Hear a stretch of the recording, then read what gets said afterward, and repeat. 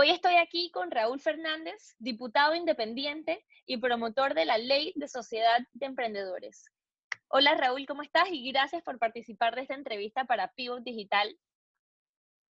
Hola, Estefi. No, muchísimas gracias a ti por compartir tu canal para que más personas se enteren de qué se trata Sociedades de Emprendimiento. Sin perder mucho más tiempo, podemos empezar directamente. Cuéntanos qué significa esto de Ley de Sociedad de Emprendimiento. Mira, cuando yo inicié la campaña, ¿verdad? Sin ningún tipo de background político, sin ningún tipo de estructura y quizás tampoco de recorrido famoso para que alguien referenciara quién es Raúl Fernández, eh, me fundamenté mucho en el emprendimiento, en lograr que más jóvenes y más personas se atrevieran a emprender. Y digo más personas porque el emprendimiento no es solamente para los jóvenes, es para cualquier persona que quiera, que sepa que tiene una actividad económica y tiene un grupo de personas al que se las pueda ofrecer. Entonces, cuando empiezo a estructurar mis ideas de campaña, mis propuestas, siempre fueron enfocadas como que al emprendimiento, a modernizar las relaciones laborales, y de ahí sale sociedades de emprendimiento. Cuando tú empiezas cualquier negocio, lo empiezas en la informalidad, es lo más normal del mundo. Tú empiezas quizás haciendo dulces en tu casa, por poner un ejemplo, o haciendo consultorías, pero se las haces a tus amigos, o sea, al grupo de personas que puede necesitar tu actividad comercial, requerir de tus servicios, pero lo haces sin factura fiscal, sin aviso de operación, sin una sociedad anónima, sin estar pendiente de los impuestos, sin estar pendiente de llevar un accounting en tu empresa.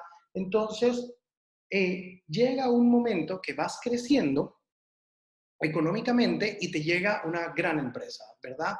Supongamos que estás haciendo jabones y ahora la Rocha te dice, yo quiero adquirir tus jabones, pero la Rocha te dice, para yo poder adquirirlos necesito que me traigas aquí tu sociedad anónima, que me traigas aquí tu aviso de operaciones, que me mandes tu cuenta de banco, que me mandes tantos documentos que tú dices, wow, no sé ni por dónde empezar. Pero como es una cuenta importante, tú dices, wow, ya lo voy a vender a la Rocha, tú dices, yo voy a invertir en formalizar mi emprendimiento. Sigo emprendiendo, pero voy a formalizar mi emprendimiento. Y haces lo que todos hicimos. Llamas a tu amigo abogado y le dices, hey, necesito una sociedad anónima porque necesito impresora fiscal y necesito tener todo legal porque le voy a vender a la Rocha. Y entonces tu amigo abogado te dice, cool, vamos a hacerlo. Te pasa una cotización de varios miles de dólares y tú dices, wow, no pensé que era tanta plata, no pensé que demorara tanto, no pensé que eran tantos pasos, pero bueno, lo voy a hacer porque si me cuesta $4,000 formalizar mi empresa y yo le voy a vender a la Rocha $3,000 y lo voy a seguir teniendo como cliente, vale la pena la inversión. Y haces todo, a la semana estás listo y vas a la Rocha con todos tus papeles y haces tu primera factura fiscal con toda tu documentación. Pero la Rocha te dice, yo te voy a pagar a 90 días. Y tú dices, wow, a 90 días. Bueno, ahí veo cómo aguanta.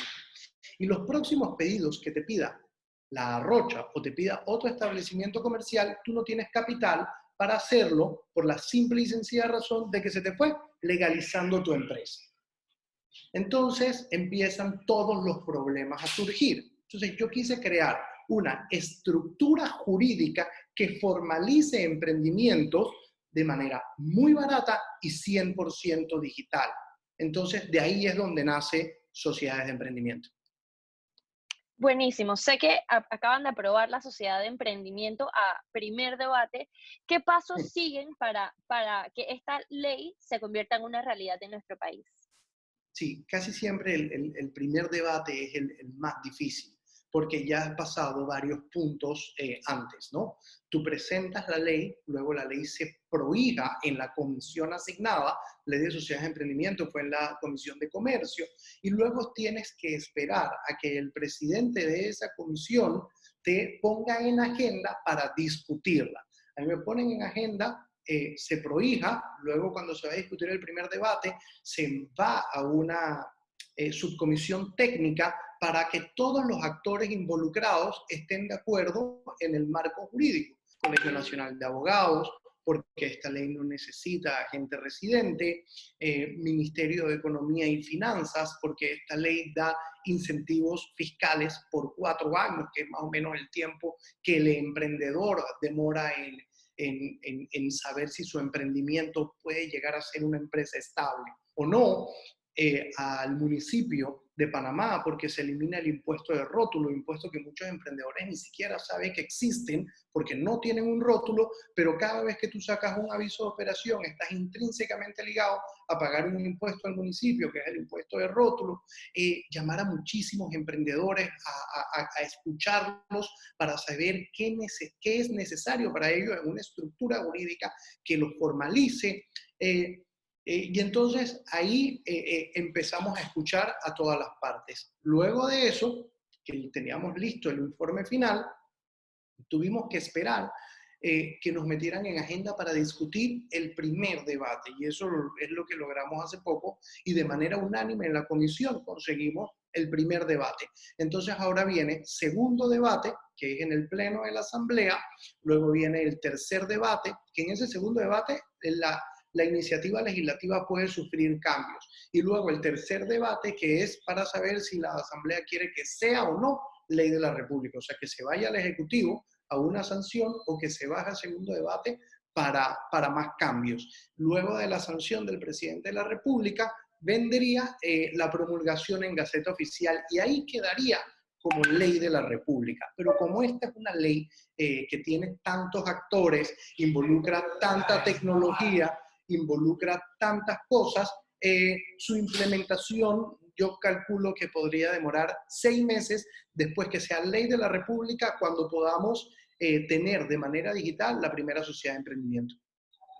Buenísimo. ¿Cómo te imaginas a los emprendedores empezando a aprovechar esta ley? Digamos que es el primer día en el que la ley ya es vigente para los emprendedores. ¿Qué te imaginas que va a pasar ese día?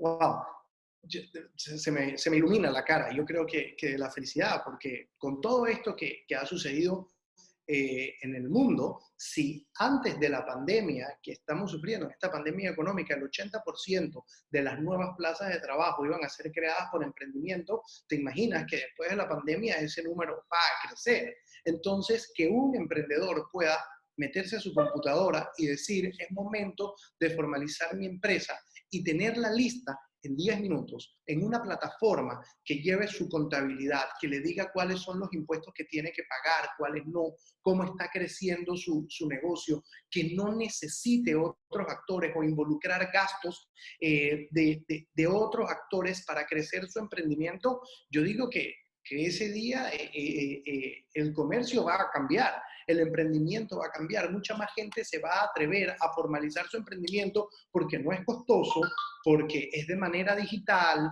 y es hecho por uno mismo, o sea, tecnológicamente amigable para uno poder formalizar su negocio. Entonces yo siento que va a ser el día en el que el emprendimiento de verdad logremos conocer a los emprendedores, porque hoy la mayoría de los emprendedores están en el anonimato de la informalidad, porque es muy difícil formalizarse. Ese día, cuando se empiecen a lograr sociedades de emprendimiento de manera digital, el Estado y el pueblo panameño va a conocer a tantos emprendedores que vivían en el anonimato y que hoy se podrán contratar y ser activos comercialmente. Eso es lo que yo imagino. Buenísimo. ¿Cuál es la pregunta más frecuente que has recibido de parte de emprendedores acerca de cómo funcionaría esta ley? Las preguntas más frecuentes, ¿cuánto cuesta? Yo le puse un precio de $250 su creación, porque hoy en día, si te gastas 3.000 o 4.000 dólares en formalizarse, no es justo que un emprendedor se formalice de manera gratuita y que el Estado deje de percibir ganancias por estructuras jurídicas o estructuras legales. Entonces yo le puse un precio de 250.000 dólares. Me preguntan cuáles son los beneficios. El beneficio primordial es el no pago de impuestos sobre la renta por 4 años, el que se haga todo de manera digital, el que no pague agente residente, el que no pague impuestos municipales. También preguntan cuánto tiempo demoraría su creación. Y yo digo, o sea, la creación es instantánea. O sea, en el momento en el que tú te quieras formalizar es abrir tu computadora, llenar los datos, coger la plataforma y formalizarse. También me preguntan mucho colegas, yo soy abogado, también me preguntan mucho colegas abogados de por qué sin agente residente. Y yo les digo, porque el abogado tiene que ser el facilitador del emprendedor, pero no puede ser un requisito sine qua non para poder emprender. Aquí cada persona que quiera formalizar su empresa tiene que contar con el servicio de un abogado y no me parece justo. Lo que queremos los abogados son empresas exitosas a las que nosotros les podamos brindar nuestro servicio y de manera no obligada. Entonces eso es algo que me preguntan como contra. O sea, toda iniciativa legislativa, no existe la iniciativa legislativa perfecta. Siempre hay pros y hay contras. Entonces eso es uno de los contras que me preguntan. ¿Por qué sin abogado? Y es una respuesta real. Yo quiero ser un facilitador, un consejero de un emprendedor, pero yo no quiero ser el requisito sine qua non para que tú, Steffi, puedas emprender. Entonces, también hacen preguntas. eh, déjame ver que yo tengo aquí como un formatito. Me hacen preguntas que si puedes recibir donaciones. La estructura jurídica está hecha para que tú puedas recibir donaciones, pero por lo menos no podrías recibir crowdfunding, que es muy importante para los emprendedores, pero la estructura jurídica de nuestro país no permite el crowdfunding. Entonces, ese es un problema. También me preguntan si al no necesitar impresora fiscal no va a haber factura. Yo digo, sí va a haber factura, pero factura electrónica, que ya está legalizada y regularizada en nuestro país, pero que no sea necesario comprar una impresora fiscal que la más barata cuesta $500 y la tienes que tener en una oficina conectada a internet, en una dirección física estable. Entonces, esas son preguntas que me hacen, las preguntas que me hacen más a menudo, que yo tengo un post en mi cuenta, Raúl FDM, en la cual tengo como una infografía sobre sociedades de emprendimiento y ahí pueden ver también tanto de qué se trata. Buenísimo, en la edición voy a tratar de incluir la infografía aquí para que la puedan ver aquí, igual puedan ir a tu cuenta a buscarla. Una pregunta que yo he visto en redes es si digamos, emprendedor detrás de un pequeño negocio que ya pasó por ese proceso de formalizarse y tiene una sociedad anónima, si existe la posibilidad de pasarse a una sociedad de emprendimiento y si algo como eso tuviera sentido y valdría la pena. Claro que tiene sentido por los beneficios fiscales, sobre todo, y por la ayuda que vas a recibir de ANPYME en guía y formalización de tu estructura económica. Tiene muchísimo sentido. Se puede tanto de pasar de una sociedad convencional, de una persona jurídica convencional, a una sociedad de emprendimiento, como viceversa. Porque si yo tengo una sociedad de emprendimiento y yo voy generando negocio, voy generando actividades comerciales y voy creciendo y al segundo año yo quiero tener socios y yo quiero tener una estructura mucho más globalizada y mucho más robusta para exportar, qué sé yo, para poder tener relaciones comerciales con multinacionales y ya tengo que pasar a una sociedad anónima o a otro tipo de persona jurídica muchísimo más estable, también lo puedo lograr. Entonces la respuesta es sí, yo puedo pasar de una SERL, que es Sociedad de Emprendimiento de Responsabilidad Limitada, a otro tipo de persona jurídica y viceversa.